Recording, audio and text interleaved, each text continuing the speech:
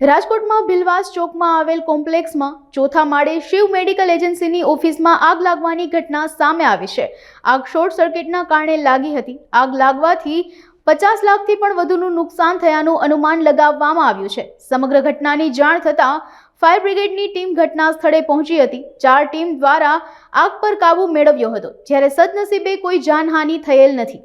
આજ રોજ મોટી ટાંકી ચોક રાજકોટમાં એક કોમર્શિયલ કોમ્પ્લેક્સમાં ત્રીજા માળે એક ઓફિસમાં આગ લાગવાનો ફોન આવતા ઘટના સ્થળે ગયેલ અને 3 ગાડીથી ફાયર ફાઇટિંગ ચાલુ કરેલ। અત્યારે આગ કંટ્રોલમાં છે, કોઈ જાનહાનિ થયેલ નથી। આગ બુઝાવવાની કામગીરી ચાલુ છે ના એ હજી કોઈ જાણવા મળેલ નથી। અમને તો આગના ધુમાડા નીકળતા એવો મેસેજ મળ્યો, તાત્કાલિક આપણે નજીકના કનક રોડ ફાયર સ્ટેશનથી મોકલેલ। ત્યાં આગ વધારે હોય એટલે આપણે કાલાવ રોડ ફાયર સ્ટેશનથી પણ આપણે ગાડી બોલાવે। અત્યારે હવે એમાં સ્ટોરેજ વસ્તુના છે, પેપર નેપકિન હોય કે શું અંદર તો મટીરિયલ ખબર નથી, પણ અંદર આખું બધી હળગે છે એટલે સ્મોક એટલે એન્ટ્રી લેવામાં થોડી મુશ્કેલી પડે છે। ના જાનહાની કોઈ વસ્તુના નથી। મયુરભાઈ દવે સાહેબ અચાનક લાગી છે।